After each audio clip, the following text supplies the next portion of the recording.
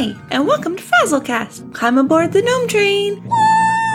Chugga, chugga, chugga, chugga. Please make sure to keep your limbs and experimental instruments inside the train at all times. And now, on with the show. Hello, Internet. It is Frazzly the Awesome Gnome. Each week, I am joined by awesome people from Azeroth and beyond. On this episode, I met up with Techie of Lagging Balls and War of Orc Public Radio. We talked about 8.1, podcasting, being a TNA on Lagging Balls, I think I know what that term means, and also the awesome new pirate mount, and more. Let's use my customized ultra-safe transporter to head on over to meet up with this week's guests.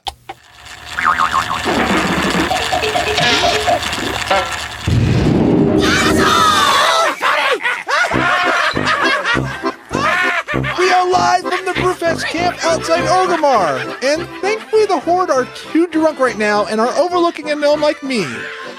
So I am here with War of Orc Public Radio. Hey! And Techie of Lagging Balls. Hey! How are you tonight? Oh, I'm doing great. It's raining and it's beautiful outside. I have a pirate ship. Nice. I wish I was celebrating Brewfest, but I work in the morning. There's still 8 hours to sleep left. I guess I can go for it after the show. Absolutely. Techie, how are you tonight? I'm good. It's not raining here. When you're inside, it doesn't matter what it's doing outside because I have World of Warcraft. Absolutely. So Epic Insanity, what time is it? It's time to go around the table. Great idea. So what have you been up to recently? I have been up to a lot lately. So I just recently moved, and I moved to the middle of the nowhere, and my internet is terrible, and I've been trying to deal with that. If you follow me on Twitter, you know all about my rants. I've also been working on a lot of new Lagging Ball stuff. We got some things coming out that are kind of interesting. I don't want to give too much away, but I think everybody's going to like it. And that's what I've really been working on. So nice. And grinding out my gear. And you are a TNA with Lagging Balls, and I was thinking about what that word means, and I think I know what it means. Yeah. You are the technical and the administrative assistant. Yeah, that's the PG version, the technical and assistant. Absolutely. It's amazing. I mean, it's amazing. Yes, I knew that was coming. Highlighted my night right there. Well, I'm not going to make a donkey of myself, so. How has that been? It's been interesting. I didn't know what to expect. I don't think they knew what to expect. So I found Lagging Balls last December for my commute to and from work. I have a lot of time. And so like I was listening to CTR, listening to the instance, and then I heard this on CTR. And I was like, I'm going to check out this other show, and immediately fell in love. If you go back and watch, I think it was back in January, I had sent them a video. I wanted to make them an email like, hey, I just found the show and great job, whatever.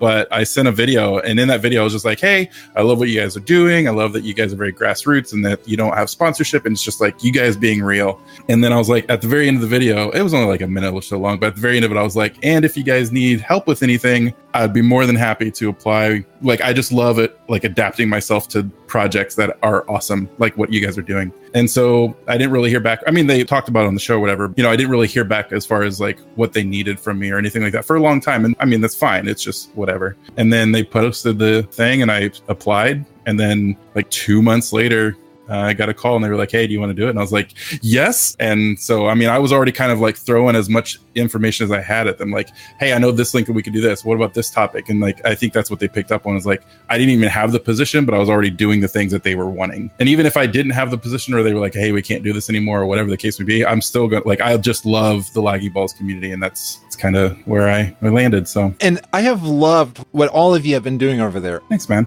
Just looking in the Discord, one of the things that's always amazing is the people that probably might not have a community elsewhere, but they feel so at peace at Lagging Balls, and they feel like so comfortable. In each of the channels, there's like different groups that will like be in one place. Like I love the selfies channel. Yep. And then like Support Room has its own following. The Overwatch Babes has its own following. Yeah. And it is just fun seeing how in 3 years, Lagging Balls has built this community. And what is so cool is I'm going to bet that gives Thornanthus the energy that they need every week to do all the work because they see how it's affecting people's lives. Yeah, I totally agree. That's probably the easiest part of my job is that I've talked to this about. She told me, like, I get really hard on myself whenever I can't perform to my absolute best. And whenever I can't make the show or whatever the case may be, she always is like, hey, you invented 90% of your position. Like, we didn't expect any of this. So, like, the fact that you can't do this tonight, that's totally fine. I was going to say that's probably the easiest part of my job. And that's probably that's what they wanted originally, was somebody just to kind of help moderate chat. But, like, I mean, I don't really have to do anything with that. Like, I just kind of watch what everybody's reading and just enjoy, the conversations. That's a testament to them and what they do, is because they are the ones that built the community. I just kind of tagged along and came in, after everything was established.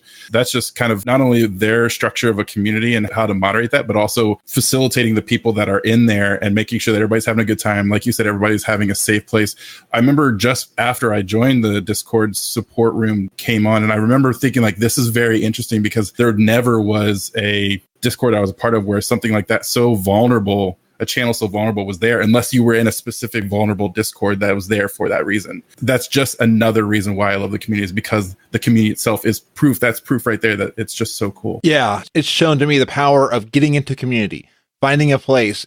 Very cool. And War, what have you been up to? So I've been working 40 plus hours a week, and I drive an hour and 30 minutes one way and then the same way back. But I've managed to play WoW every night when I get back home from work. I'm not usually an overachiever, but I'm proud that I finished the achievement Ready for War. Yes. I'm 30% away from finishing Pathfinder Part 1. Nice. Because I just need that honor-bound rep, and then I make the Maghar.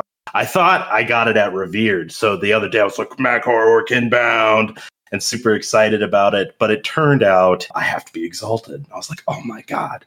If I had the time, I would be by now, but I don't. I have 2 hours after work every night. But I've gotten as far as I can. I'm a 340 resto shaman for being a real casual 2-hour a night guy. I'm trying to get up higher, though. I just joined a new guild this week. It's called Murlocs Go. They're on Thrall, and I'm friends with the GM. She's on my Twitter. Her name's, I think, Ellie Liana. And she's been really helpful. I've been doing mythics at least whenever I get the chance on my days off, like today and yesterday, except I didn't have much time. I bought a new car, first one ever. So I've been all over the place. I've been podcasting. We've got 2 other episodes we're trying to get up. The problem is like I said, I have such limited time, and I'm the only one who can edit remotely out of our group. And I had a guy who's an editor who's a good friend of mine, and he's just kind of dropped off the face of the earth about 2.5 weeks ago. And I'm like, I need these up there because people are begging for it. I want to keep up, but I'm just so new to the process. I also have been doing Warfronts because if anyone knows a thing about me, it's that I'm old horde. Warcraft 2 and 3 is me. That's my life. So the moment I heard about Warfronts and they wrote RTS on that label, I was like, it's time. It has come to WoW. I do enjoy them.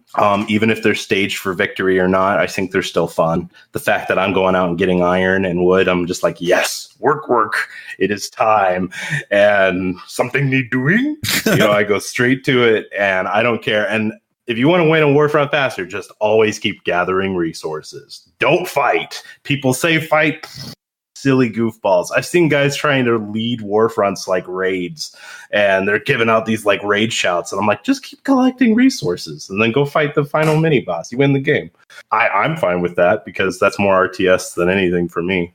Mythics have been really fun because I'm a resto shaman, so that's been difficult. I've been leveling a monk because monks are awesome right now, especially Mystic, the healer or whatever, Mistweaver.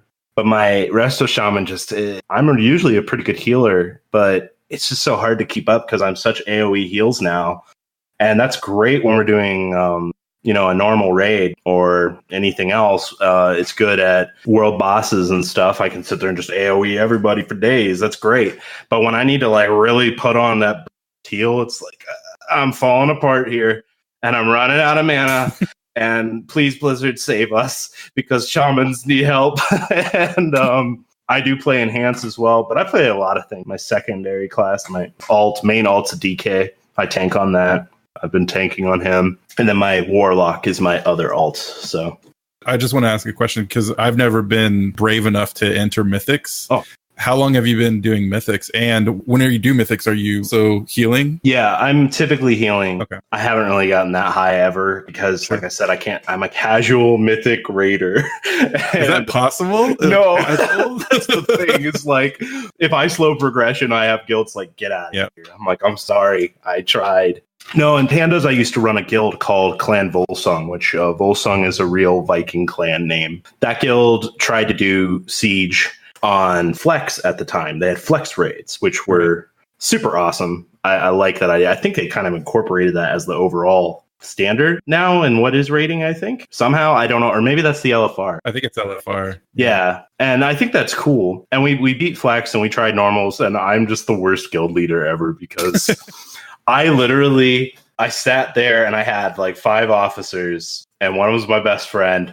I shat the chat in guild chat. The only time someone had to get kicked out because they were using racial terms.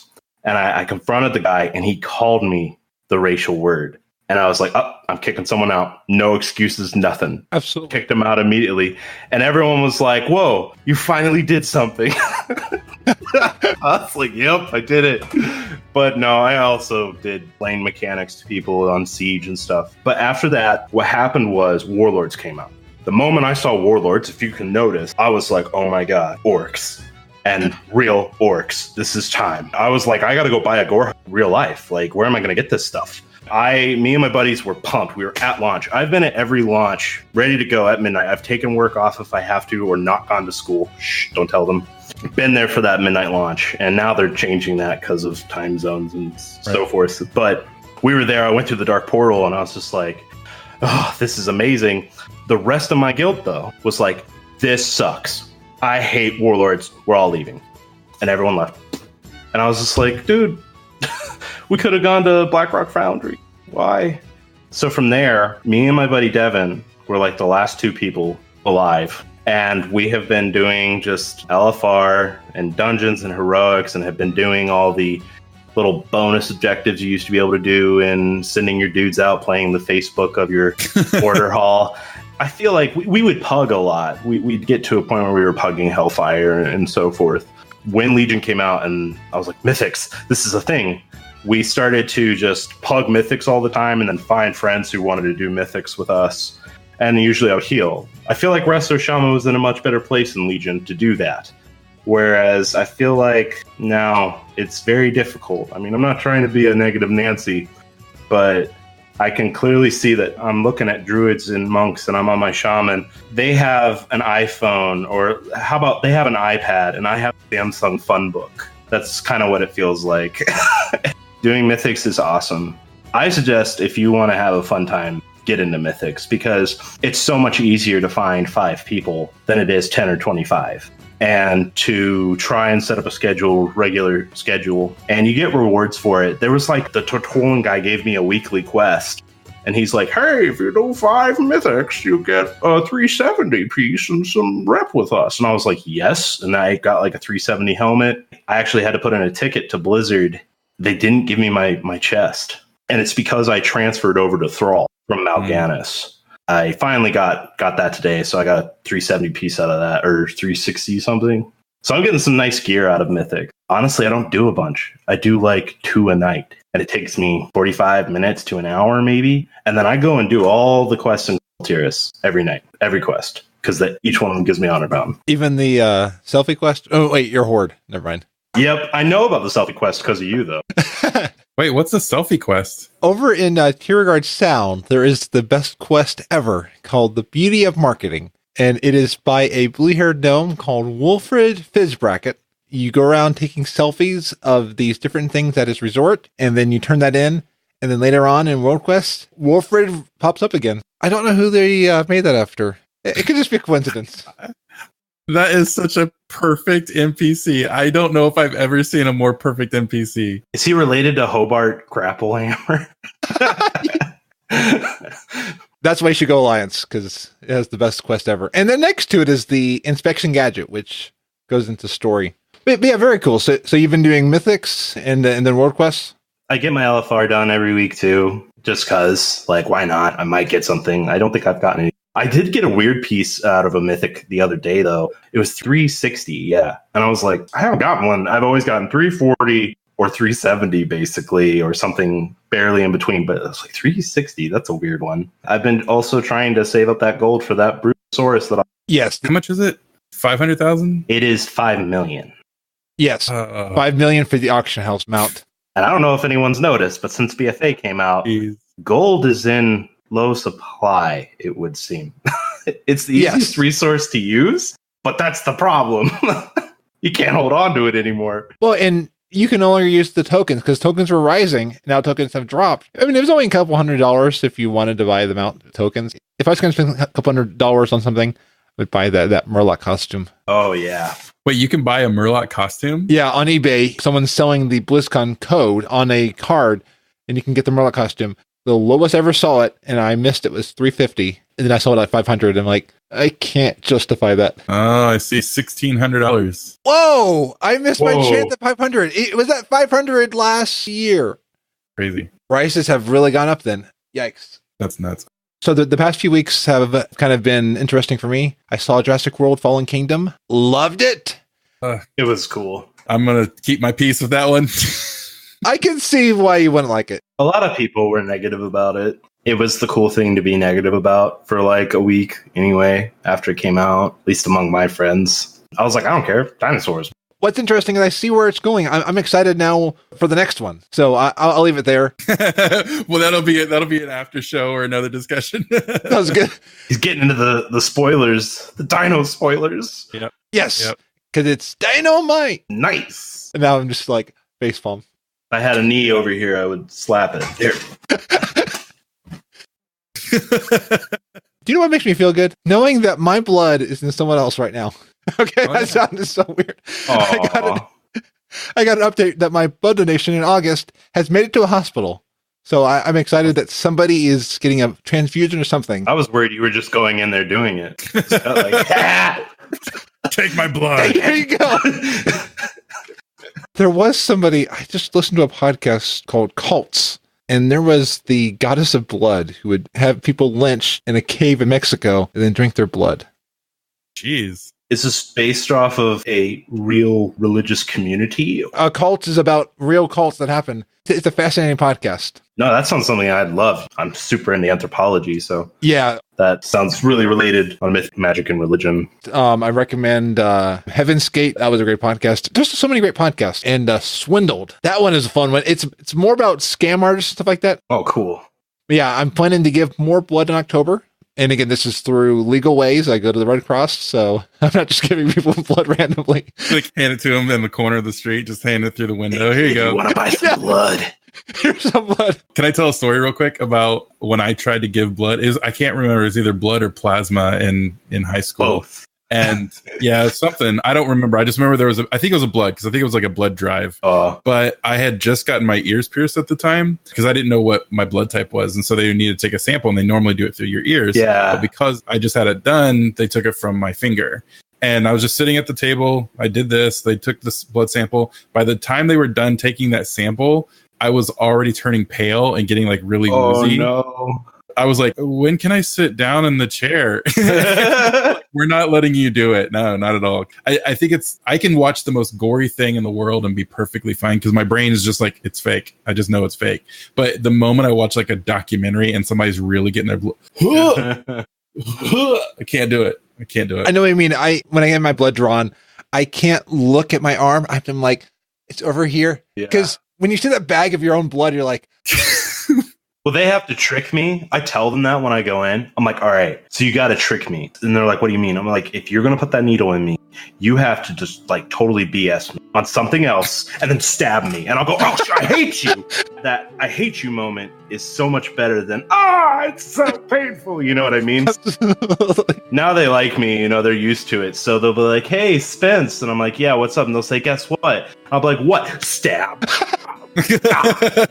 You suck. And I'm sitting like, I worked for an IT company, and before that, it was through a hospital, and so like we had to get a TB test because you're inside a hospital and all that stuff. The TB test, I was by myself when I did it, and it took like almost an hour because I kept like, hang on, I gotta prepare myself. And then like the lady would come, and the finally, I kid you not, for me to finally do it, I had to lay down on the bed with a cold washcloth over my eyes, looking away, sipping on water, and just like breathing very heavy as she did it. And she's like, "You asked for a vanilla chai latte." Yeah, like I just can't. I hate it so much. I'm in a health test. There's a test of people who have chronic fatigue and who don't have chronic fatigue. I'm like their test for people who don't have it, but I have to do 2 blood tests on my finger. You lancet your ring finger, and you see this blood dripping, and it's just so. Yeah, I'm gonna move us off of this discussion. Epic and Sandy showed me that there's an amazing Mac app. I think it's also on Windows, but it's the GIPHY Capture Mac app, and you can turn anything into GIFs. Like you can turn videos into GIFs. Peanut butter? Yeah, and peanut butter. Yes. I call it a good GIF. Yeah. No one can be offended. Thorne's not here tonight. All right, let's call it what it really is, because him and I have had some serious discussions about this. Well, what's crazy is there's articles, there's clickbait, and there's all kinds of, articles, and there's real articles on it. And both will say, the creator of this GIF claims it's pronounced GIF. And then I'll go to another one, they'll say, the creator of this claims that it's GIF. And I'm like, dude, make up your mind, clickbait. Like, I'm okay with getting baited, but it better be right. I think the one that stopped me was, it is not a giraffe, it's a giraffe. Yeah, that one. Reverse giraffe. He's on my board here somewhere. If you all know Rick and Morty. I'm reverse giraffe. Jeez, Rick. Oh, jeez. Oh. Where's my Szechuan sauce? I need my Szechuan sauce.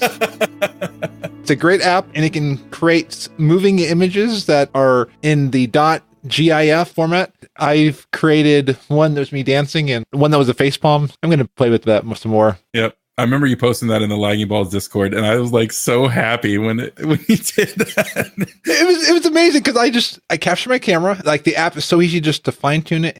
My wild time has been limited due to family and life and stuff like that. This week's been interesting. Been working on World Quest and finishing up quests and zones, striving towards Pathfinder Part 1, and I'm finally up to 317 eye level now in Fraz. So by the time I get to 320, the Warfronts will probably be closed again. Yeah. Oh yeah, you guys just got them, didn't you? Yeah, and I can't get in because they hotfixed it to 320. I'm like, no! I know. I did not like that. I was like, why? Dude, come on. And we have scaling. I love requirements except for raids, and non-LFR should no longer be a thing. Well, and the other thing, and I'm sorry to be I'm going to complain about WoW guy, but I'm going to be I complain about WoW guy. They did this thing where you can't trade the item you get because it's a higher item level, but maybe you don't need it. Yeah. If you use Pawn will be like, dude, your stats are way better with this one that's 3 item levels lower. And you're like, I don't care. That's fine. And guy, you need this cape because you're like 30 item levels away? Sure. And Blizzard's like, no, you cannot be friendly. You could not be helpful. You are number 1. We ran into that just earlier this week. I'm the same way, Fraz. Like I've been trying to catch up because of me moving and everything. Like I hit 120 and literally I didn't move from that spot and I just logged out. And like I've been dealing with, IRL stuff since then. And so now that I'm like officially back in my place, I got everything set up and everything's fine. Oh, and then now that I'm ready to go and start raiding again, they dropped the Tomb Raider game. And I'm like, I've been looking forward to this all year. So like I played a little bit of that, but then I also like it and now getting back into WoW. So I've been trying to catch up as quickly as possible. And I just hit 315 last night. And I'm the same way. I'm like asking my raid team questions in Discord, like, what is this? And what is this? And what is this thing? We did the Warfront and we all ran together and like they were helping me gear up. And I would get a few drops from the bosses, or from the rares. But then when they would get something, they would try to transfer it. We couldn't figure out why. Like we had no idea why it wasn't working. Yeah, it's a rule. I call it the new rule. Crazy. Everyone's like, what are you talking about? I'm like, it's the new rule. I think where that's coming from, in the last AMA on Reddit, I'm not going to talk about the Reddit because I think Thorn and Fist did an amazing job on LB155. Yeah. Navix and Berserker also did a great job on the last Unshackled Fury. So I've got links to both in the show notes. Whatever I could say would not compare to what they said. One thing that stuck out about the eye level is they intend the eye level to be your main stat. Something's happening in the math somewhere that it's not doing that. Not. Yeah, it's definitely not. I'm an enhancement shaman. It's definitely not. Hardly ever. Yeah. I'll have Pawn be like, this blue is 45% better than that 3/7. And you're like, what? Why? Why is that a thing? Pick up this gray thing, that gray cloth thing that fell off that dead guy. Pick that up. It's like for enhancement, this is best in slot. Duh. I have a secret I've been meaning to tell all of you. I'm in charge of all the item levels in WoW. Because my math is horrible, so that's why everything is off. You're missing a few nuts and bolts there, buddy. Well, I mean, I thought if I just give this one thing a bunch of stats and a bunch of haste and to like stuff like that. I mean, it's supposed to work. Geez, there. We never need agility. I just got fired, so someone else is now in charge of all the eye levels at Blizzard. Oh, that's so funny. Math is hard, so it's why I don't do game development. It's better than Gear Score. Yeah, My favorite old add-on. Oh, yeah. What's your gear score, bro? People would ask that. Like, you want to get in this raid, you better show me your gear score, bro. It's like, oh, God. My gear score is like 12. And then Legion, it was what's your rated.io score? Yeah. It tracks like the raid you've done, the mythics you've done. Yeah, like all of them. Because this is the same site that did a lot of the mythic runs. Yeah. And I'm not at all downplaying the site because I think they do an amazing job. I just remember in Group Finder, I could not get into stuff because my rated.io score was pitiful. What happened with Legion, I noticed with guilds, is like the application process became almost required now. Every guild I was talking to is like, oh, put in an app. And it's like a job app. I did one where I did put in the app, but they were like, you have to do 3 interviews and pass. And I was like, are you kidding me, dude? I'm not doing this. Yeah. I was an Overwatch guild on Mal'Ganis, which is one of the top rating guilds on Mal'Ganis. And they were the same way to get into raids. And I was like, nah, I'll just hang out, guys. So they take me on mythics, which were awesome because they're like one-shot mythics. But yeah, it's rough trying to get in. And I feel like Blizzard was hoping to appease that with their new guild box, their guild panel. I don't know. I feel like people are still kind of lost on how to use that thing. They don't realize you can pull up the old guild panel as well. Yeah. And if you're already in the Discord, then it doesn't really add much. They should just fuse with Discord. That'd be amazing. But Discord's an amazing place to meet people. So in Discord, I met Ro. No, actually, I met Ro on Twitter. But I was trying to segue into, I got to meet Ro in person on Saturday. That was amazing. That's awesome. Ro is amazing. It was amazing seeing somebody that I saw in WoW. I mean, it's like I'm seeing you right now, both of you up here. But like I can reach across and like touch you and be like, You're alive. Oh, Frasley. Oh. Please touch me again. Welcome to this is the lagging balls and me coming out. Allie, she's like, I'm dying. You should tell Thorn and Thist that unless they already don't know, explicit podcasts are banned in India. What? Yeah. So Lagging Balls is banned in India. We're banned in India as well. So we just lost 3/4 of our audience right there.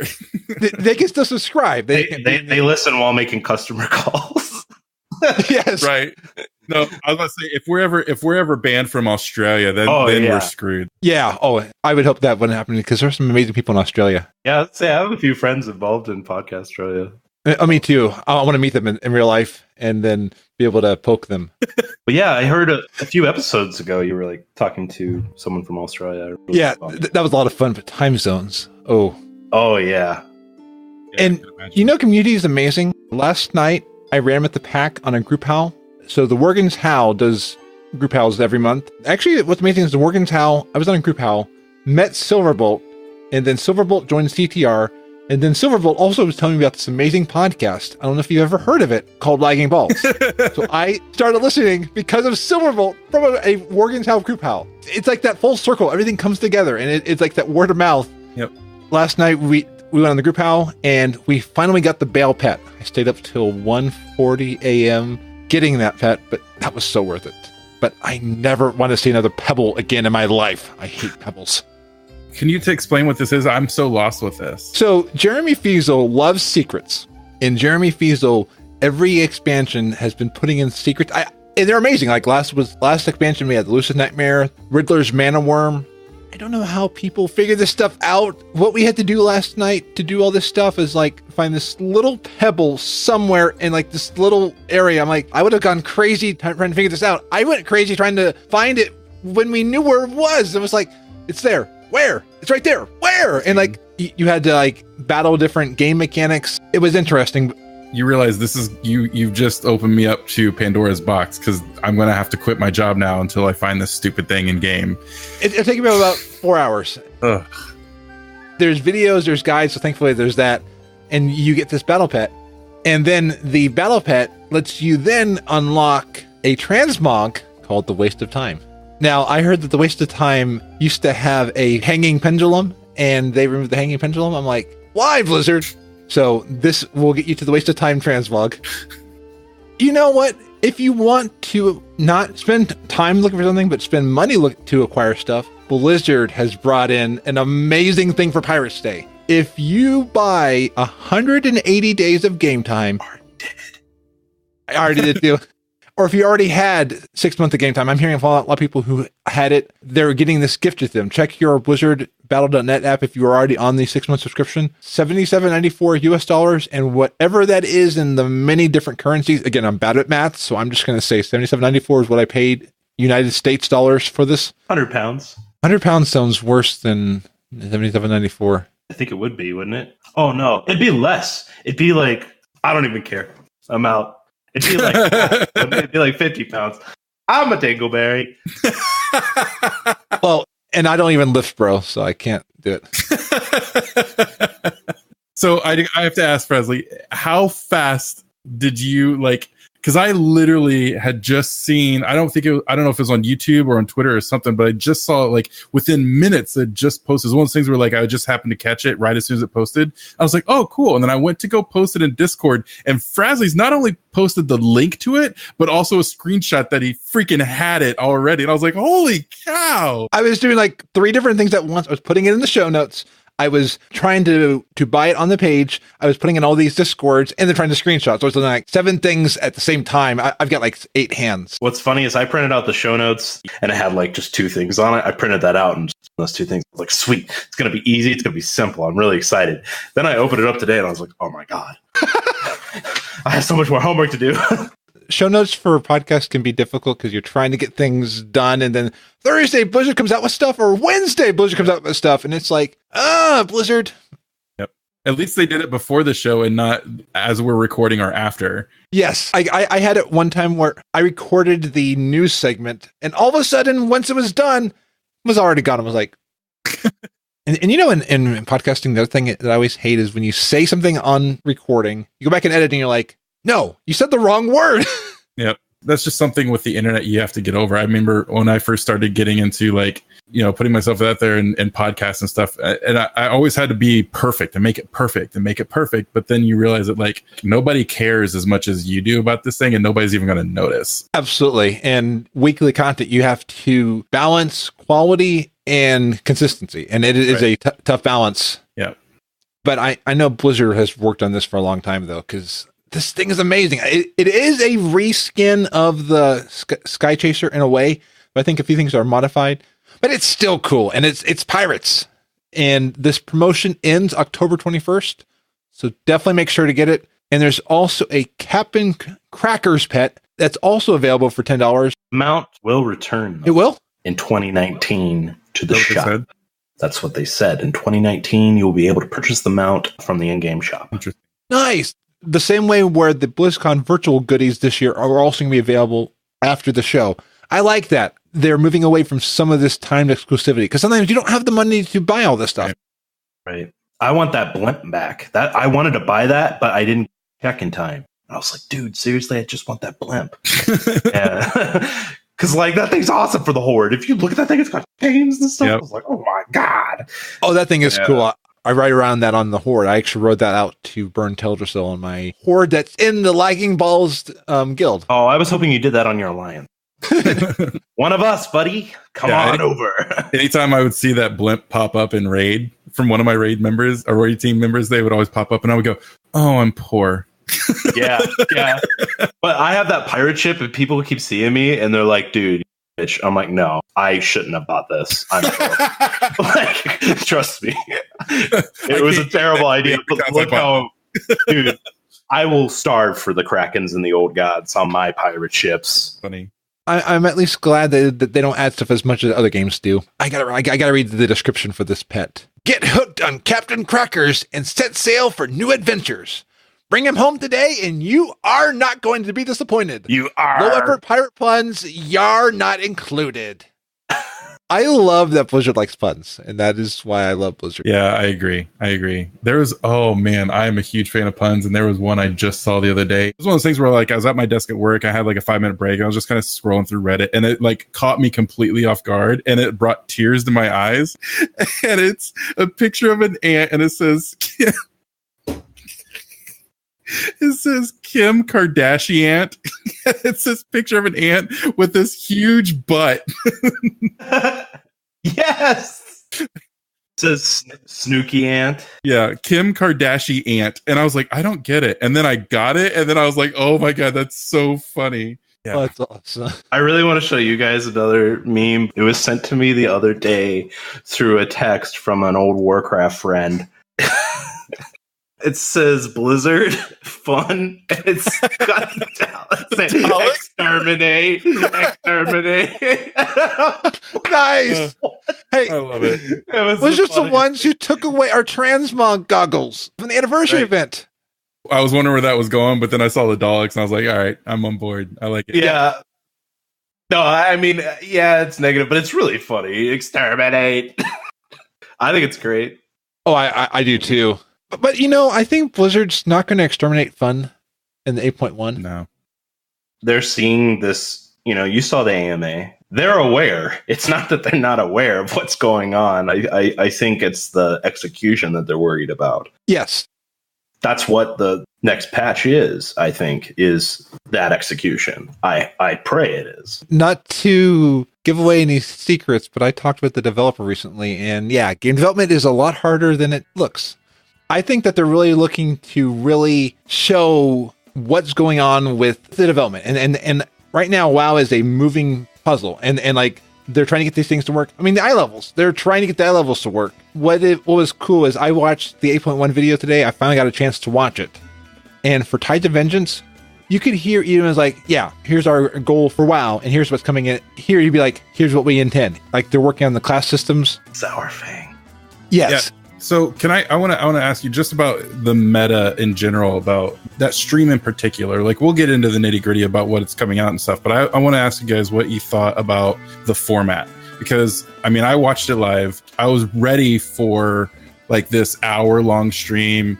I knew Lore wasn't going to be on there, but I thought it was going to be more like him bouncing, you know, questions back and forth with other developers instead of just like a one-on-one from Ian himself. And, you know, he did the AMA just a couple days before that. And then a week before that, he hosted, was it Gamescom or something like that? And that was a very different format. So like, taking a look at the bigger picture, I feel like when he hosted that conference, that was him kind of stepping out and breaking the format of what he had been doing. And so when he went into the new content and hearing all the feedback, he's like, all right, I want to try something different. And that's why he did the AMA. And then that's why he did the different format on the stream, is because that's his way of saying like, look, we are working on things and we want to be real with you guys. I feel like that's the biggest reason he did the stream, was like, I want to talk to you directly and give you a roadmap, but not do it in a very like screenshot and just post it on social media, because that's hollow. There's nothing, like, anybody could just look at that and be like, oh, and then like the community then like builds their ideas on top of that. But if the community can hear his voice and see him interacting, you know, I feel like that's just where that came from. He's clearly like the new Chris Metzen. He's taking on that role of being the new voice and face of the community, at least for me, because I mean, we're seeing him everywhere. He's being as responsive as he can. And a lot of complaints are people don't like what he has to say. But I'm like, the fact that he's out there talking to people as much as he is a sign that Blizzard cares. I don't see Ubisoft doing that right now. And I play Rainbow Six Siege every day, too. I don't see that with many companies at all. So at least Blizzard is still alive and well for their fans and responsive to them. Yeah. That's how I felt about it. I was overly positive about it. Yeah, me too. I had intended to watch 8.1 all week because we were going to talk about it tonight. Sure. And all I got to see was like the MMO champion and Wowhead live blog of it. So today I had some time and I finally got to sit down and watch it. There's something that comes across when you hear someone talk. Sometimes when you see them visually there too, but hearing it in their voice. I heard in Ian's voice that Ian cares. I mean, I'm not going to steal Ian away from Thist, because Thist cannot. Oh, I didn't know that was the thing. Oh, you haven't seen this shrine to Ian Hazzikostas? No, I've listened to Thist and I heard her before on this show and some others, but I didn't know she had a shrine. Well, she can't. She's not here to defend herself, but it's a known fact that she has a healthy obsession with Ian. Oh. I found a Photoshop picture of Chris Metz and skin is just green, and I've wanted to like hang that up in my room and kneel before it, and so I have green Jesus with me every day. They should give him that, Roman painting that you see in Catholic churches, like Jesus, but just paint it green and call it Chris Metzen. Funny. And I think Thist mentioned on Lagging Balls that she has a bubblegum shrine of Ian, kind of like an Hey Arnold. Oh, yeah, from Hey Arnold. Oh, yeah. And this was the one that was smuggling food out of the BlizzCon media room and ran into Ian. Yep. It's amazing. I forgot about that story. I've never been to BlizzCon. Yeah, I was just about to say, jumping back to what you were talking about when you got to meet Ro, we kind of talked about it. Like, I want to hear more about that. Like you got to meet him and interact with him, and I think that's so cool, and I'm actually really jealous. But that's why I love that BlizzCon exists. I've never been to BlizzCon. I'm only going to do the virtual ticket this year, but absolutely am going next year, and I'm so excited to meet all of you guys.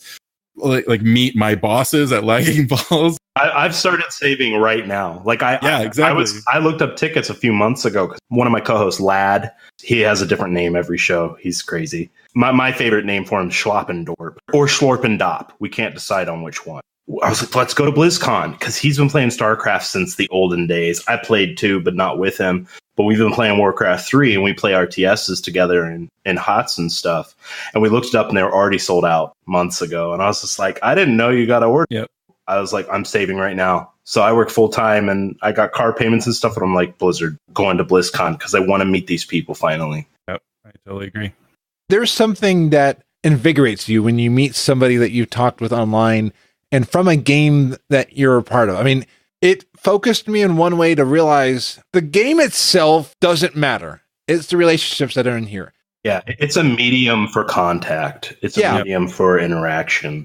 The facilitator, the oracle. I mean, this could be world of Dancecraft, and we're all dancers and stuff like that. Actually, that would be kind of cool. Roktar! Yes. Ali says dance studio confirmed. Oh, I'll do it. Orc Public Radio presents Dance Studios, the movie. You are not prepared. Oh, that's funny. What I love WoW is, at the end of the day, I'm meeting people, and meeting Ro. He's the first person I talked to about podcasting ever. A very busy person. And oh, I know. He works with everyone, like every podcast. Like, how does that guy even do it? I don't know. And they just unveiled a world of podcasts and the panels. And I'm so excited who's on all the panels. I mean, Razzlecast is joining with Ali, Tosh Mifune, Berserker, Madros, Stone for the pod before the con. And then there's also one for Blizzard. Meeting Ro. I mean, Ro's busy with all this stuff, but Ro has the ability. There's never an episode of Realm Maintenance that I'm just not completely blown away by his ability to like lasso everything into one episode. Oh, hey, he transitions so smoothly. Like, this is what's going on in every single episode. He's like the Reader's Digest of the Blizzard podcasting community. It's insane. Like, I myself try to keep up with one or two shows, and I'm like, I can't do this. And then here he is, like, just like divulging everything. It's like, you want to know what's going on? That's the perfect name, is Realm Maintenance, because it's every single thing that you need to know about any Blizzard community, like, media. He's got it covered. It's just insane. Yeah. Well, me and the guys, when we started our podcast, we didn't think anything would happen. Whenever I had streamed before, I had 0 viewers, like constantly. And one guy for like 3 seconds, gone. Everyone knows that feeling if you've ever streamed. Yeah. I didn't even know that Brian Black was going to follow through and put us on one of his episodes and talk about us. And he was like saying how new we are. I had to hear from a person who listened to our first episode, and they're like, congratulations, by the way. And I'm like, congratulations for what? And he's like, you were on Realm Maintenance, who talked about you. I was like, what? So I like pulled it up because I hadn't listened to it, and I was just like, wow, that's just amazing. Okay. And like the fact he does that for people, that's sweet, man. That like makes you feel like you did something really good. You did something big. Even if you didn't get Brian Blacks out there, it's sweet that he is. Yeah, because I think And I'm trying to remember my history. I think I heard a WoW maintenance bumper on a WoW podcast because I used to only listen to like 2 or 3 WoW podcasts because that's all. Apple Podcast is not the best place to search for World of Warcraft because not everything shows up there, and they're actually Stitcher has a lot of them. Yeah, Stitcher, they do a better job at searching stuff, but Apple Podcast is actually removing podcasts that put in, a World of Warcraft podcast. So I actually had to remove that from this show. So now we're not coming up for World of Warcraft podcast. But that's why I'm glad that there's things like Realm Maintenance. That way people can find this. But I think I found the Worgen's Howl from Realm Maintenance. The Worgen's Howl, I found in their group house. That's where I met Silverbolt, and I met Lightning Balls. I mean, so Realm Maintenance, it is the core of the Blizzard podcasting community. I mean, it holds the whole community to get together. And I mean, I learned that in the first week of meeting everyone via Twitter. I was like, okay, this is what holds together. I'd only listened to a couple Warcraft podcasts over the years. Like, I knew who Scott Johnson was. That was pretty much like the gist of my knowledge on podcasts. And it's because I hadn't considered it. I'd been playing WoW since vanilla, but like never thought about podcasting. And then finding Realm Maintenance and him showing me this, he's got this list ready. I'm like, wow. Yeah. Oh my God. This is it. This is the database. Every Monday, it's updated. I'm just like, how are you doing this? Ro does it because Ro loves the community and Ro wants to help creators flourish. And the one thing Ro was saying was that he's sad when he's seen podcasts go away, when the creator loses that passion. The biggest thing I was hearing is keep that passion. And whatever you do, don't look at your past. Keep why you're doing it. Keep that passion going. To tie back into the 8.1, Ian still has that passion. We won't agree with everything that Ian says. And some of the people that are really being upset online, they have a right to be upset, but they're also upset because their opinion is not being put into the game. And that's why when I watched the 8.1 video and seeing what they're coming in and seeing the plan, I'm like, okay, I encourage everybody to listen to the stream. It's on YouTube. Just hear the passion in the voice. Hear what's going on. I hope that we see more of this going forward because it was 27 minutes, but it was really cool. There's a new island expedition. 2 new island expeditions. Well, I was confused on that. In the video, I'm hearing 2 different things. I'm hearing that they're revamping island expeditions, but it almost sounds like these 2 new islands. Is it Jorundal or Jorundal and Havenswood? Which is an abandoned Gilnean city, which maybe that means the Worgen Tail models will be coming. Just need to make it 3v3 PvP with a real island expedition. Oh my God, I would go crazy. That would be cool. But I don't think it'd be that hard. They just replace the bots with real players, and then we fight over the same place that they've done stuff. We can still collect Azeroth, still kill world bosses. My favorite thing is going in and stealing that boss from them. Like, they're almost got it, and you're like, JK, kill them, take it. And like, if that was a real 3v3 PvP experience, that would be the coolest thing Blizzard ever would make. I think that's coming, because I remember when they talked about the island expeditions, they talked about PvP.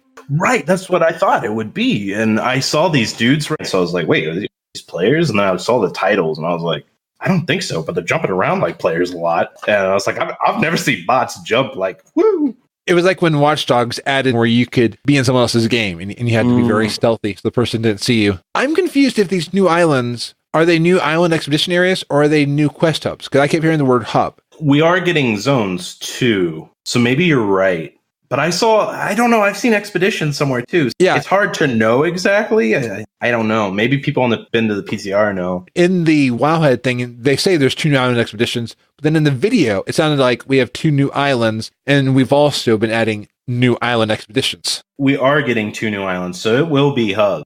Which is a really cool way to do it because then you can add these in and you don't have to worry about them being on the continent. We could really explore Azeroth in this expansion. The same way where in Argus, they were trying to visit other worlds, ended up just being the same zone, reskinned like 3 different times. See, I don't know. I think those 2 new islands are going to be part of just the island expedition in the map. I don't think it's going to be something that we'll be able to go to like through the dock or anything like that. I could be wrong, but I mean, I took it as they're just going to be new expeditions and they're going to modify or enhance the current island expedition and all. Like, they're hearing what people are saying about them and they're going to work on that to make them more engaging and stuff like that. Okay. I guess I need to play more island expeditions. I've done 1 and then I keep meaning to do them. I'm working on the world quest. You basically did it. That's about it. Okay. I can understand why people are not happy with them. It kind of left me like, okay, they're great for listening to podcasts when you're doing them. And yeah, he's right. Just confirming. I'm wrong. It's not a hub. It is the Gilnean city and so forth. It is just an expedition. However, we are going to get an update on a couple things. So they are going to do a new Warfront with Darkshore, which I'm so freaking excited about. That armor looks sweet on Undead, by the way. Oh, it does. Because they're going to rechange and remap Darkshore just the way they did with Arathi Highlands. Like they're going to change the way it looks to make it more modern, to make it more engaging, and just Darkshore is I'm so pumped to find out more about what happened there. And I hope that tree's still burning in the side, or it's just smoke and ash. Yes. All right. I get really dramatic for the Horde. Sorry, little gnome. I know, Fraz, I know. You and me shared the same confession. I'm Horde through and through, but man, I have like a tender spot in my heart for that tree. So, it was so messed up. I'm totally emotional. I've had to blind myself like a sheep and follow, man. It's the true way of the Horde. So I'm just like, yeah, even though my heart is inside. We're going to get the updated on the Darkshore. We're going to find out more about Malfurion and Tyrande. No, my love. Yeah, we're going to find out more about them. We're going to find out more about Sourfang and what he's been up to. And then we're also going to find out about Vol'jin. Like, what? I loved how Ian said it. We'll find out about our favorite urn. Our favorite urn. I was like, that was amazing. Like, it's going to come back as like a cyborg Vol'jin. This is huge spoilers, FYI, because if you haven't played Legion content, you're like 2 years behind. But like, I went back and watched the death scene. Technically, we never see like he's sitting on the throne and then disappears. Like they do a transition, and then we just see a fire. So like that's like the tinfoil hat theory crafting in me. Just like we know the Loa spoke to him, and we're really dealing with a lot of Loa. Yeah, and that's the other thing. He in the video, he even talked about like the spirits have talked to me, and I'm like, this is where this is going. So yeah, a certain Womsam demand. I know, I love it.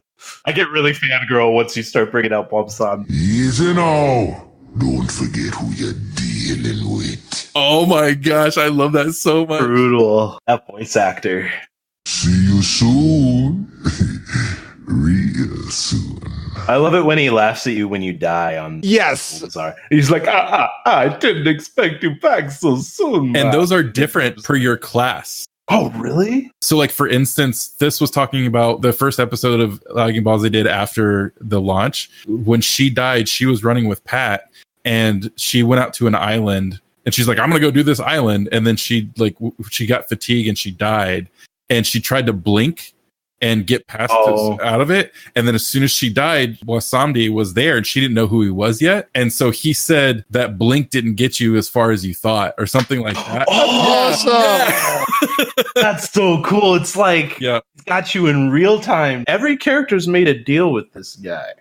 Very possible. And like, I'm pointing that out. My main is a Rhett Pally, and he says something along the lines of like, I can't remember what it was, but it's something like that flash didn't last as long as you thought, or something like that. And then he also says I think you're talking, or you're worshiping the wrong light, or something like that. So like, I'm pretty sure, I don't have any confirmation, but I'm pretty sure that it's different per class. So nice. I like that. I like where your class choice really comes out. They're coming out with a raid where your faction choice matters. Yeah. You're going to have 9 bosses total. So you're going to defeat your bosses.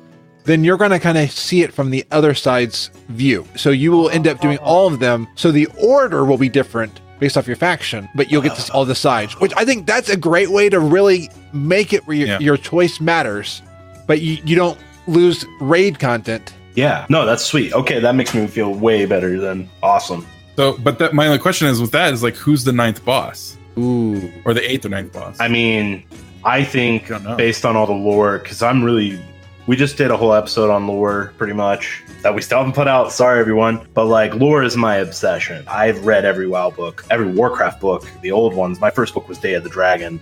I mean, if you pay attention to this, I think it's pretty obvious what's going on. I mean, you could just play the game and know, but I'm not going to say. I don't want to spoil anything for anyone, but I'm super excited. And I'm not that far up yet. I'm still working through the story quest. But yeah, interesting thing that they did in BRD. I was listening to a podcast called Dungeon Fables, and they talked about how in BRD, the final boss changed based off of different things, but it was the same loot for the same way. So Blackrock Depths. Yeah, Blackrock Depths, because at the end, yeah, I was saying Moira isn't at the end depending on what quest you have done. I could see them doing that again, but I think they're not going to do that in this instance. They're going to give you all 9 bosses. The other cool thing that they're adding is heritage armor for all of the races. Where has it been confirmed it's all races? Because in the video, it's only blood elves and dwarves.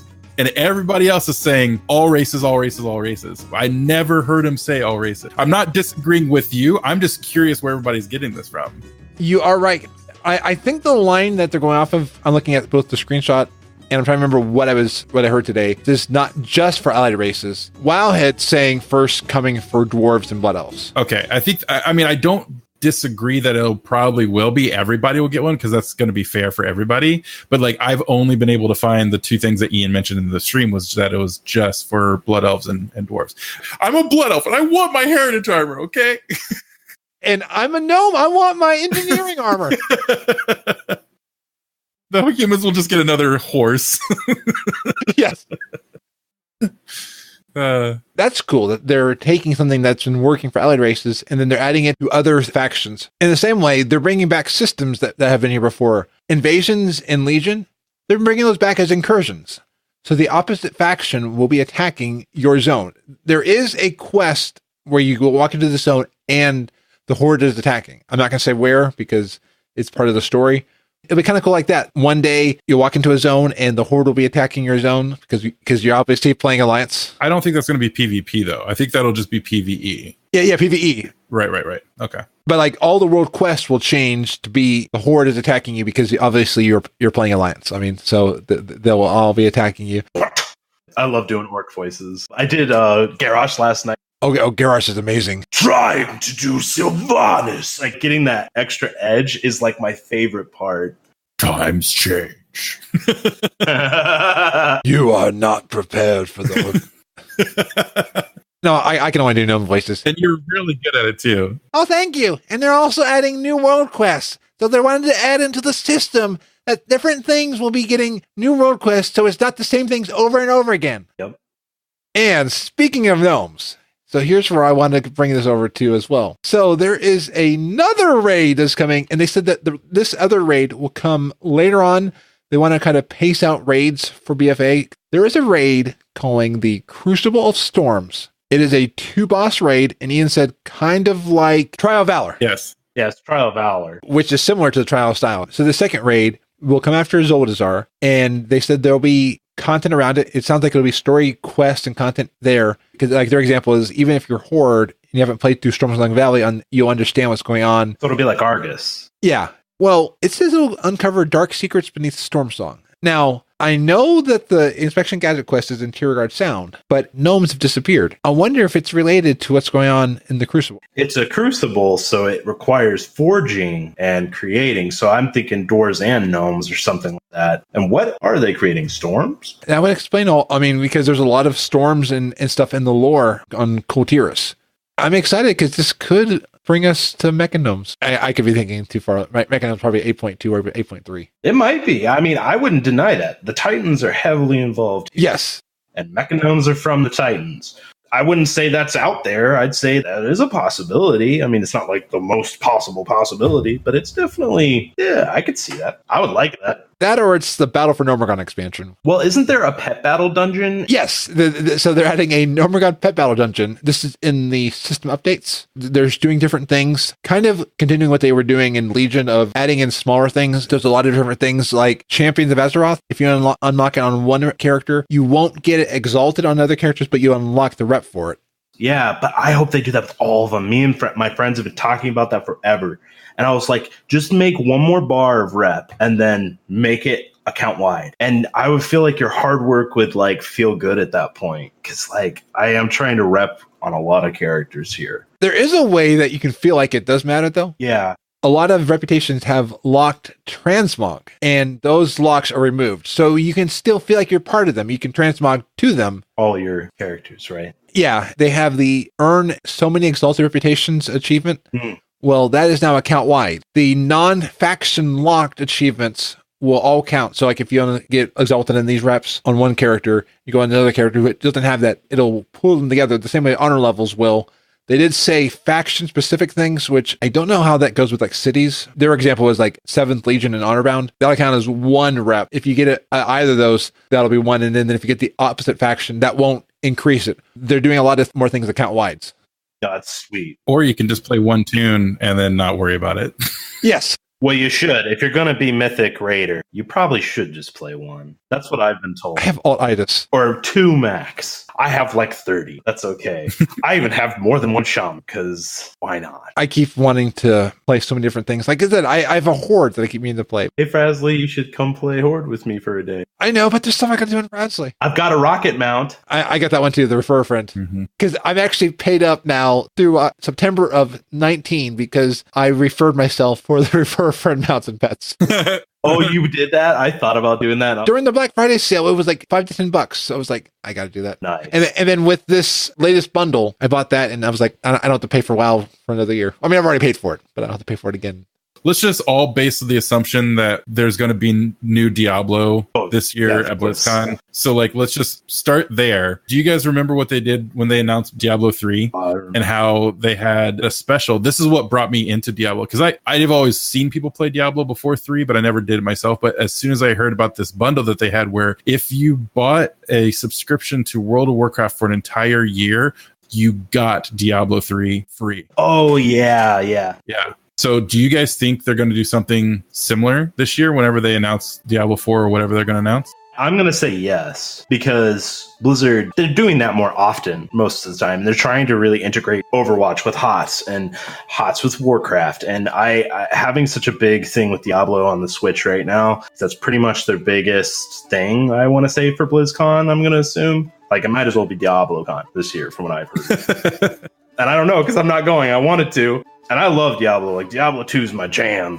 I think they're going to do that, though. Like, they just did this thing with a pirate ship. If they're going to do that with a pirate ship, I hope they do that with Diablo. Would they make more money? I mean, with this, they threw in like $25 into this. Whereas if they throw in Diablo, that's $60 that they're not going to get. But they're also making that up in subscriptions that maybe somebody might play for 3 months, and then this is committing them to an entire year. That's what worked for me, because I usually will play for a few months, and then I'll take a couple months off and then come back. But whenever that came out, I was like, oh, I definitely want this, so I'm going to sign up for it. So they got an extra 3 or 4 months out of me. And that is true. And I think that's why they do the bundled subscriptions. There was something I did see on Reddit along with the AMA, was people were saying how they don't like that WoW is focused on the bigger picture. So this could be a way to guarantee subs. By bigger picture, are you referring to all Battle.net games? No, that when BFA launched, there were bugs, and we still see bugs. I just saw a bug today with a quest, and they're still tuning things. I think people are crazy, man.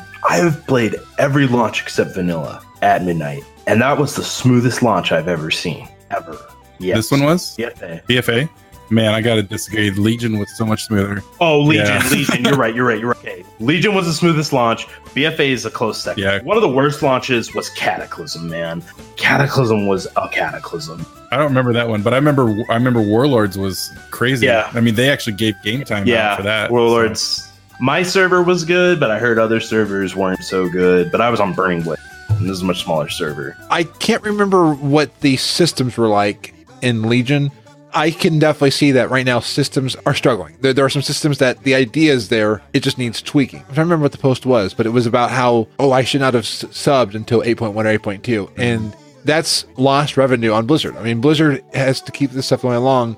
I know that they're probably rolling in money, but they're a business. I mean, they have to show to Activision that they have a line going, and this 6-month sub is 6 months that Blizzard can say, hey, we have this amount of money for 6 months. I could definitely see them doing more of this stuff to guarantee staying subbed.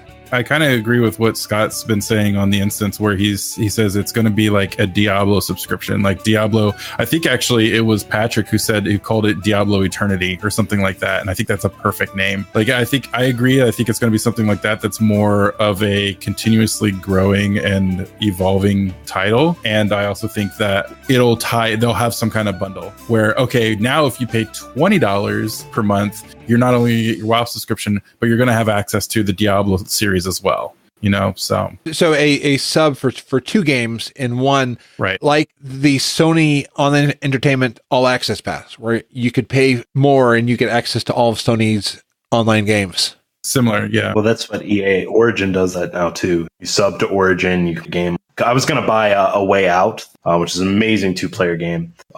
We wanted to stream it. I was going to pay like $40 for that game. And then I was like, wait, I can just pay, I think it was like $12 or something, or 15, and just get 1 month and play every game on Origin. Sure. I was like, yep, did that. I saved a ton of money. I thought it was worth it. And I don't even like EA.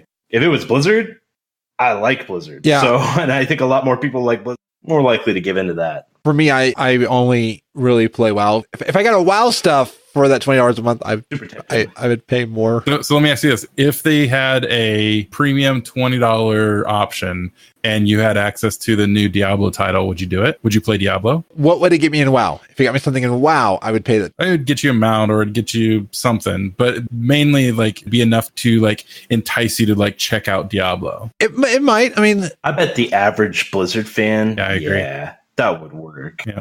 There's so many people play WoW who are like, oh, I've heard it, never played it. If I had the opportunity to just go and try it out, yeah, I would, and still play my core game. Yeah, you're right. I would, because then I wouldn't be paying extra for the other game. It would just be included in your Blizzard sub. Yeah, because I mean, like I do the monthly thing. If it's a $20, $5 increase and I get the access to this Diablo project, then I'm all for it. Like I'm torn because I have a Switch and I want to play Diablo 3 on my Switch. That'd be nice to be able to just play it whenever. But I also have it on my computer at 60 frames per second. You know what I mean? So it's like, Yeah, I can't play it on console. Yeah. I've had my buddies pull up a console, and I'm like, no, I've been playing. I was playing 2 on like a piece of crap back in the day, and I'm playing it on this. It's so much better, and I'm gonna stay with it. Yeah, I want to get it for the Switch, but it's like, okay, I got to think logically here. I got to pay my bills. Do I want to spend $60 on a game I already own that is like a fraction of the quality that I would want, or do I want to spend that $60 on this new project or put it towards whatever they're going to announce? So Yeah, and I think Patrick on the instance said that there's probably not going to be cross sync with the PC title. There's not. Okay, I have this weird memory, and I could be completely wrong. I just have to share this with somebody because I don't know if I've ever told anybody this, actually.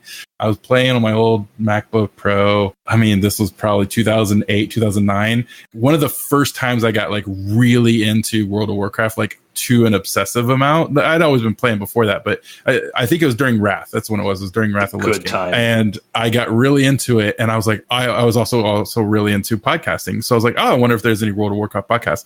And I swear to God, there was a podcast called How I Wow. And it had these 2 guys on it named Scott Johnson and Patrick Beja. I don't know if that's just like me making things up from back in the day, but I swear, because the Patrick's voice is very distinct. And I remember when he came back onto the instance, I was like, that's the guy. That's the guy.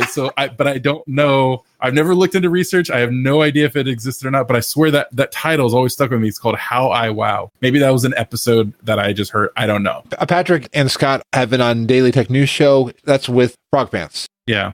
Oh, wait. Allie says it was Sean Coons and Patrick Beja. Oh, she remembers it. I just found a archive.org page to it. Don't send it to me. I swear to God, I'll be up all night. Oh, yep. And it has the audio. Send it to him. Do it now. In the first episode, that's what it was. Because I remember a couple years ago, I went back and looked for it, and I saw Scott Johnson's name, and he was on episode 1. Oh. So he was a guest. Allie said it should be my DNA. Man, I'm so excited. That's all I'm going to be listening to for the next week. Is like old content when they're talking about, whoa, what do you guys think about the new expansion? And I keep wanting to say Battle for Azeroth. Scott is on a few of the episodes too, because Scott Johnson, Terpster's on a few, Tom Merritt's on a few, Felicia Day's on one. Okay, what? Veronica Belmont. Nice. Presley is getting so excited. Jonathan Colton. Alex Albright. Okay. Oh, I freaking love Alex Albright. Yes. I watched him. Did anybody else watch Totally Rad Show with him and Jeff Kanata and Dan Trachtenberg? That was great. Oh, that was my show. I almost signed up for Star Wars: The Old Republic because of their interview. I mean, they had a review about it, and I almost signed up for it. Yep.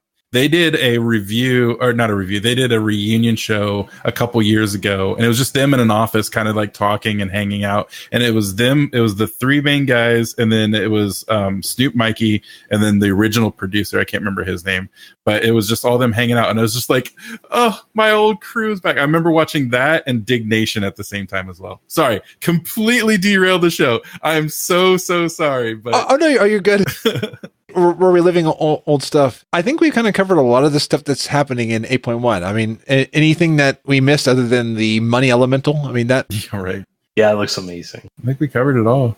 And they said Zandalari, Trolls, and Coltiran aren't around yet. They will. But they said very, very close. Yeah, and that makes total sense. Yeah. And I do you know the requirement? Exalted with Proudmoore Admiralty and Zandalar Empire. Yep, and ready for war. I think all the allied races from now on are going to be ready for war, whatever the current story campaign is. Like when they release more content here with the story or that new zone for Crucible, I'm going to assume you're going to have to stay with those achievements to get allied races. We just need to start getting the rep for Mechanomes. Well, a lot of people are looking forward to foxes. Oh, the Valkyrie, yes. I'm hearing a lot of stats. Yeah. And I just feel like Blizzard's going to do it because, most of their fan base are already furries anyway. And I've been hearing Valkyrie will go with... Sathrak? I've been hearing Sathrak, but I see Valkyrie, the MMO champion thread for the Mechanomes. I'm getting lost in Mechanome hype. Somehow the Valkyrie are linked with the Mechanomes. It could just be somebody having wishful thinking. Again, this is like a fan theory, but, I wonder where you're going with that. Yeah, are you the fan that made the theory? I probably am. I mean... Yeah, I think that's all you, Frasley. The Mechanomes are making babies and mecha foxes. Hey, did you guys hear about the foxes and the Mechanomes? It's totally a thing. There's a weapon inside of Gnomergon. The Horde and the Alliance need this weapon to defeat the Old Gods. Oh, they find a nuclear bomb and destroy everybody, and it becomes Warcraft Fallout Edition. Yes! I'd play it. Wow, 2.0 right there. And then that's when all the Mechanomes come out of the vaults. Oh my god. And that's when we get a new engine because the whole world's destroyed and the only things that are alive are the Mechanomes and the things that are under the ground. I don't know how I'd feel about that. That'd be... I think with that, before we dig the show any further... Yeah. What are you talking about? Where can we find the both of you on the interwebs? My main hub is Twitter, just twitter.com/TechieTaco. That is where I rant and post links and do all that stuff. But if you want more engaging and more entertaining content, be sure to check out Lagging Balls. That's the show that I work for. And they are live every Friday from 10 p.m. Eastern Standard till 11 p.m. On the Lagging Balls stream. And Thist will punch me in the face if I don't clarify that the Lagging Balls stream is not the Lagging Balls podcast. That's the big thing we're kind of focusing on right now. So twitch.tv/laggingballs, twitch.tv/TechieTaco, and twitter.com/TechieTaco. Nice. And War, where can we find you? So I mostly use Twitter. We do have a Facebook, but like 12 people have looked at it. I know the feeling. Same with the Frasley. Well, I found a lot of communities via Facebook for podcasting, but even they're like, yeah, it's kind of dead here. Head over to Twitter. My personal Twitter and used for public radio is at WarOPR. And then for our podcast itself, it's Twitter at Orc Public Radio. And we got this cool logo. I got it right here. I ripped it off the walls for you. Nice. We're destroying walls and we're killing internet. Worth it. And I challenged Tech to Mak'gora after this. So He did before the show started. Add me on Battle.net. I'm going to rip my shirt off and fight you with a club. We're both in the Horde. Worth it. And with that, I got to turn off Twitch for the community guidelines because I don't think we can show cleavage. Sheesh, man. Mak'gora is a sacred ritual. Have some respect. As long as I get some magic at the end of it, I'm fine. Oh, it'll be magical, baby.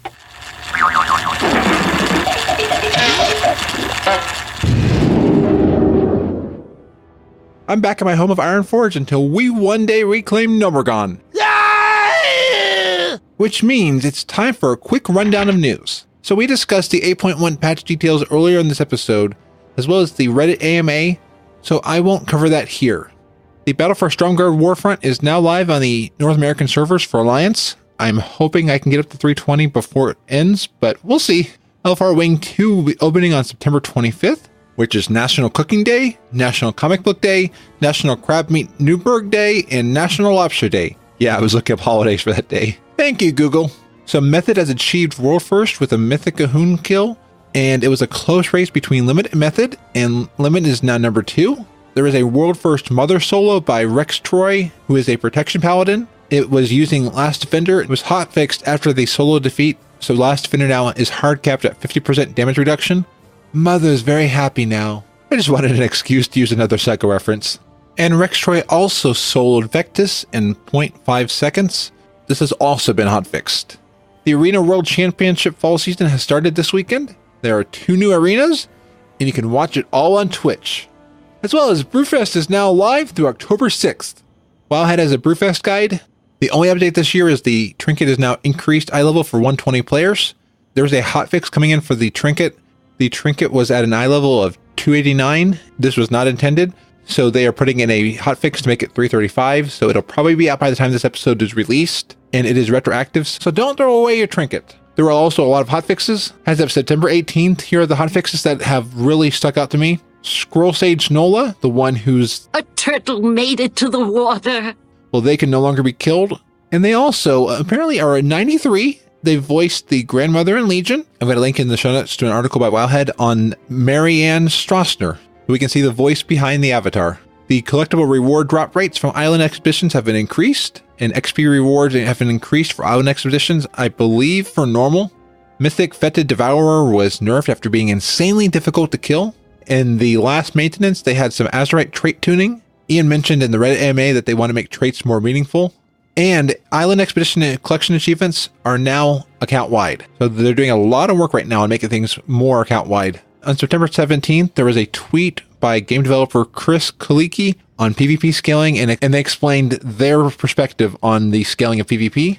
Elemental Shamans will be getting changes in patch 8.1, so there's an article on all the changes coming to Shamans. And now on some geeky news, there is an audiobook called Fantastic Beasts, The Crimes of Grindelwald, Makers, Mystery, and Magic. It is an audiobook and is behind the scenes of the making of the movie. If you want to get this book from Audible, I recommend checking one of your favorite podcasts for a code. The one I used when I started Audible was from All Things Azeroth. These codes help the podcast that you're getting the code from, and it doesn't cost you anything, and you can keep that book for free. I highly recommend keeping Audible because it's nice having audiobooks and podcasts. Netflix is coming out with a new Sabrina series. It will be on October 28th, and it is apparently a darker show than the 90s sitcom. It sounds like Salem won't be making as big of a reoccurrence in the series as in the sitcom. And the same weekend, Batman Ninja is coming to Netflix. It will be on October 26th. And you know, while you're watching all this Netflix, you can also be playing on the new PlayStation Classic. It will come with 20 titles. It'll be $99.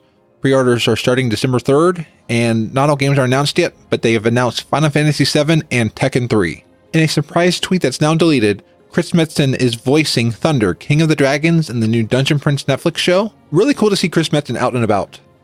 And then Jordan Peele will be narrating the new Twilight Zone. You can see the first teaser now. It will be CBS All Access, so I don't know when I'll get to watch it because I don't have CBS All Access, but the show will be out 2019. I love the Twilight Zone and the Outer Limit. Great shows. You know what I love to do when I'm playing games and watching Netflix? I love to eat. Well, my friends Michael Haidt and Mike Levine of Food and Fury podcast have just a treat for us. Prepare for your well-fed buff with Food and Fury Snacksroth Edition. It's time to gather your sword and board. Let's enter the kitchen with Food and Fury. 3, 2, 1.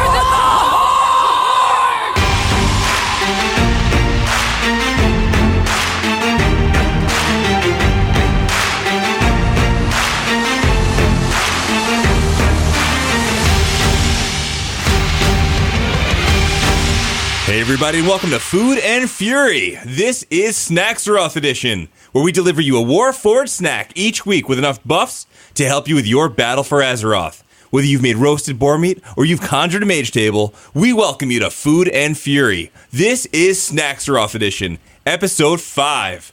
I'm Captain Michael Haidt. Joining me today, the legend, the scallywag, the druid, the PvP machine, Mike Levine. Hello. Hey, food fan. Good to have you back. Glad to be back. Let's get rolling, Mike. So, Mike, are you familiar with the unclaimed gifts in Battle.net? Yeah, Yeah, like those Hearthstone packs. That's what I thought. And then the freebie from Twitch. But as it turns out, there was a pirate ship waiting for me. But at what cost, Mike? At what cost? 6 months of sub. Oh, that's not important, Mike. What is important is that this week happens to be International Talk Like a Pirate Day. Oh, yar? Oh, yar. With a Dreadwake in hand, it was time to head off to Booty Bay to have some grog with my pirate posse, so that this year I can have 5 emergency pirate outfits. So when the moment strikes, I can dress like the Dread Pirate Roberts. Why? So you can wear a mask and a hood? You know, Mike, I think in the future everyone will be wearing them. They're terribly comfortable. But I wasn't there for the pirate outfit. Ah, the booty. No, Mike, not the booty. I was after a land-lubbing shark. He goes by the name of Ol Erie. He comes once a year to remind you that you can't solo an elite mob. So without the help of the fine people of Booty Bay, I was joined by some of Azeroth's heroes to slay this hell beast of the ocean. But was it worth it? The Slightly Chewed Insult book? Does a book of nasty pirate insults seem worth it? I say yar it does. You see, Mike, you fell victim to one of the classic blunders, the most famous which is never get involved in a land war in Kalimdor, but only slightly well known as this: never go in against an elite shark when death is on the line. I'll devour your parrot, ye mutinous blowfish. Thanks, Mike. Mike, it's not about the pirate booty. It's about the glory. Ooh. Glory makes you hungry, right? You betcha. That's why each week we will be boosting your cooking skill with one recipe for success. You can always find the recipe and more on our website at foodandfury.com. But what about the DOUSs? Oh, you mean the desserts of unusual size? I don't think they exist. But they do exist. This week we're going to get into the gold standard of desserts that only a true pirate could appreciate: cannoli dip. But it's not that processed cannoli dessert from the frozen section, but the kind of treasure you might find in a bakery with some dark coffee. But when it comes to Snacksaroth, we don't have that kind of time. The black flag has been raised, the cannons are armed, because it's time to grab your eye patch, your musket, and your favorite bird. Because when it's time to leave those docks, you want to make sure that this delicious, out-of-the-world, sweet chip and dip is ready to go. You don't have time for that cannoli that takes both hands, because with this recipe, you get the creamy, sweet filling with chocolatey bits, the crunch of the chip, and when it all comes together in that perfect bite, you aren't dipping your toe in the water, you're dipping that chip in that sweet, sweet cannoli dip. You can let those scallywags walk the plank, because you're going to walk this dip. Because this cannoli boat is ready to float. Let's get rolling, Mike. What do we need? You're going to need some canola oil, a box of waffle cones, mini semi-sweet chocolate chips, 1 container of full-fat ricotta cheese, 1 container of mascarpone cheese, confectioner's sugar, pure vanilla extract, and a pinch of kosher salt. All right, I have my mats. What am I going to do? All right, buddy, grab that package of cones, break it up with your hands, open the bag and pour it into a bowl, put that next to your computer. In a large bowl, stir together your ricotta cheese, your mascarpone cheese, your sugar, vanilla, and salt. Sprinkle your remaining 1/4 cup of chocolate chips over the dip, and fire up Battle.net, because it's time to dig in. If you want to go heroic, find a box of Oreo-flavored ice cream cones. That Oreo chocolate crunch will bring out the dips to the next level. And if you want to go mythic, because some of you want to go mythic, here's what you do. You're going to melt 1 cup of chocolate in the microwave. Stir it every 15 seconds until it's smooth. Dip the top of the cone in the melted chocolate and sprinkle on some crushed up pistachio nuts. Or even some sprinkles, because hey, it's Pirate Day. You gotta live a little. Put those cones in the fridge for about 10 minutes. Then scoop some of that filling into each cone, because this is the ice cream cone that just don't melt. I don't mean to pry, but do you by chance happen to have 6 cannoli chips on your right hand? Do you always begin conversations this way? All right, my friend of the Grumbles. So I think that's going to do it for our Food Buff for All. With a little prep time before you log on, you can enjoy this sweet, decadent, oh-so-chocolatey dessert that'll make you say, "Dip me, baby," one more time before your next pull. This is a major upgrade from anything frozen or in a package. If you get a chance, check out our food and cooking podcast, Food and Fury. This week on Food and Fury, we're tackling the iconic family favorite, the meatball. Yum. Because it's not just for kids anymore. You can find this show, social media, and this recipe, and many more on foodandfury.com. If you get a chance, give us a shout on iTunes, even if your blood runneth blue. And a slash thanks this week to the Unshackled podcast for a Twitter suggestion that we should do some raptor steak in a future episode. And of course, the one and only gnome that has sword street cred, Frasley. That's going to do it for us, for me, for Mike. We'll see you next time. Bye-bye. Thank you, Michael and Mike. Cannoli dip sounds so good. I love a good cannoli. Over in Boston, there's this bakery that we would go to when we went there for a podcasting conference. It was this mom and pop Italian bakery. Oh, they were so good. But enough with cannolis. What time is it? Let's look at what has been happening in the community. Awesome. Let's do that. So like I announced before, panels for World of Podcast have been announced, and I am excited to announce that Frazzlecast is joining many other awesome podcasts for the Pod Before the Con. These are 2 podcast panels that will be happening before BlizzCon. There's a Blizzard panel and a Warcraft panel. I'm so honored and excited just to be part of this. The panel will be on Sunday, October 28th at 7 p.m. Eastern. And once the panel happens, I will release it on the Frazzlecast feed as well. I've been given permission to release the panel in this feed. There are so many awesome podcasters, and I love that many of my friends like Allie and Tosh will be joining me on this panel. This could be a fun time. And I want to remind you again that the cosplay exhibition registration is still open. Fist and Thorn on LB155 called it IRL Transmog. That has to be the new name for it. I love that. If you've been nervous about entering the contest, do it. You never know what will happen. I think you'll have a fun time. And while you're at BlizzCon, the Wowhead BlizzCon 2018 party RSVP page is now live. There are a lot of great parties happening at BlizzCon, and it's a great way to meet a lot of different people. Over the past year, I was thinking about the people that I've met, not at parties because I've not been able to go to BlizzCon, but even just in community and the people that have moved into different places. I mean, this podcast I would not have started if I had not built some of the relationships with people that I know.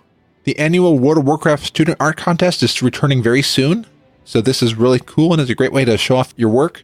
And there are some great mods out there. One of the mods I used is DBM. They posted recently on some of the hardships that they've been experiencing, and they're asking for support if you use DBM. It shows that many add-on creators and many creators put so much into their work. Sometimes it can be at the detriment to other things in their life. If you can, I would encourage you to support DBM. Whatever add-ons you use, let the add-on authors know that you care about what they do.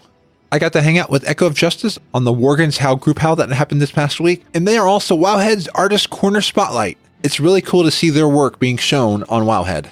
And wow, we are now into fall, which means the running of the gnomes. I got it right this time, yes! The annual event is returning for its 9th year on October 13th. It will be Scarlet Crusade US at 7 p.m. Eastern. Donations are open to raise support for the Cleveland Clinic's toy vaccine, a vaccine that can prevent triple-negative breast cancer, which is often hereditary and the most deadly form of breast cancer.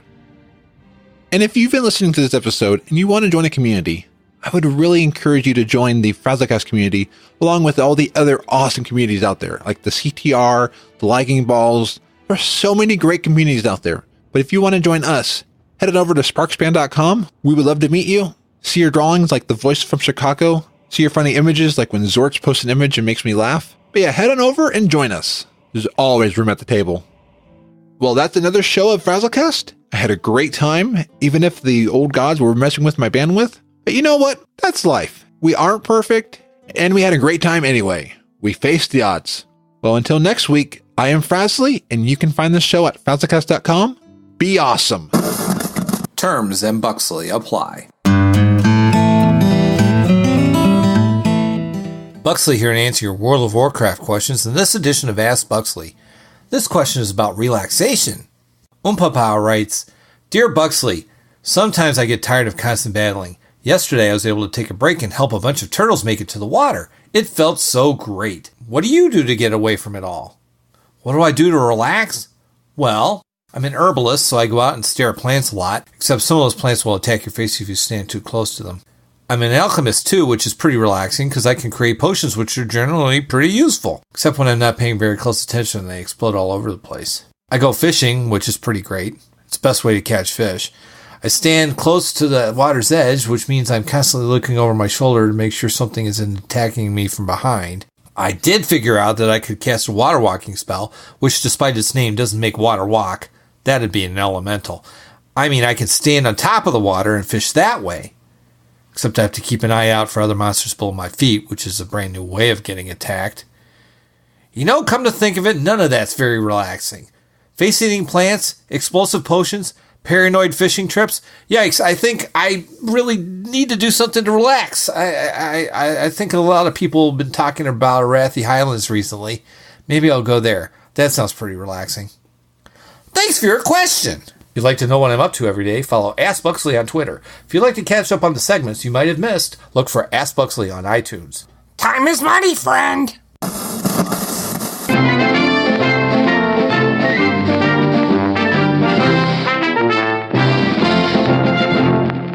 Welcome to the the Frazzle Report, a short news report by me, Frazzly, the Awesome Gnome, to deliver your World of Warcraft news. So this week, we got the news of 8.1. It's hitting the PTR soon. We got a lot of information on the cool stuff that's coming. We got 2 raids, new story content, new Warfronts, improved rep for alts, and no more gun pet battle dungeons! Yeah! But ye forget to mention the money elementals. Looking at them screenshots, casters will soon be rolling in the gold, and I plan to take that booty. How did you get in here? And who are you? I be Bristol Two-Toes Norman, Scourge of the Sea, Destroyer of all, and Taker of Booty. Wait a second. Donald, is that you? Come on, Frazzly. Play along.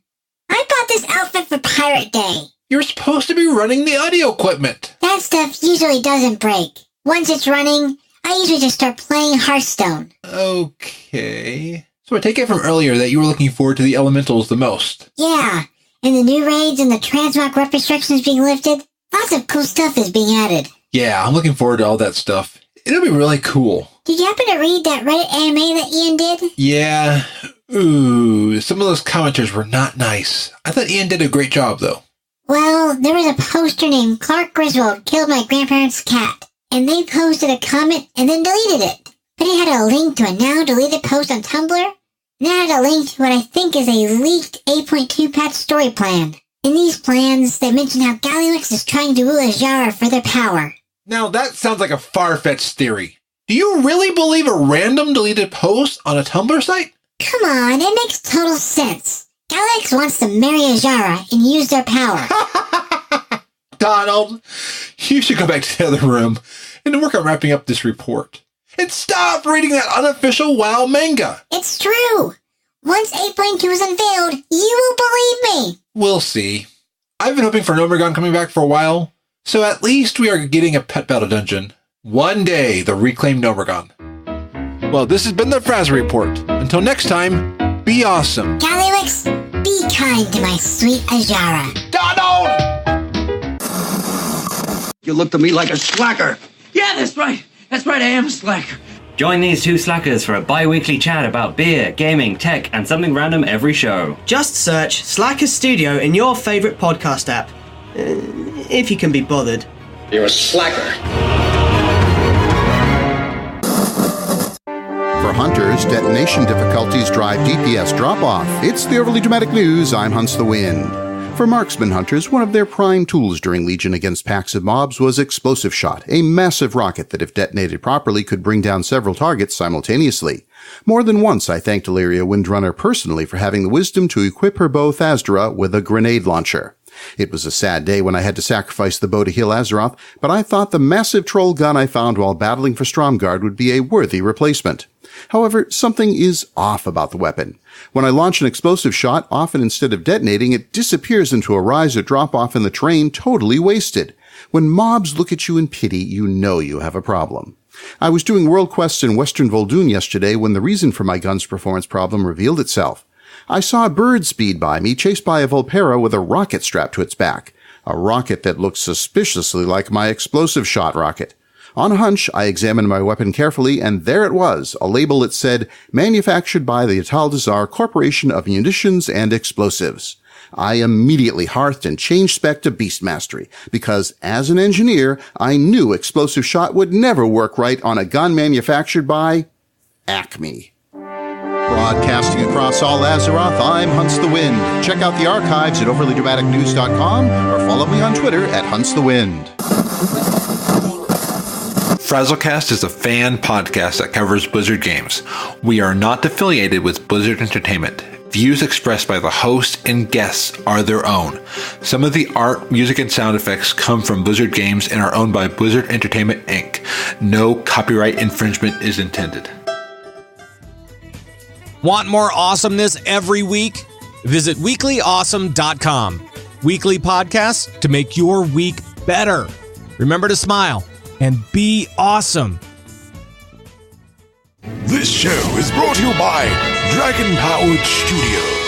Find more at dragonpoweredstudio.com.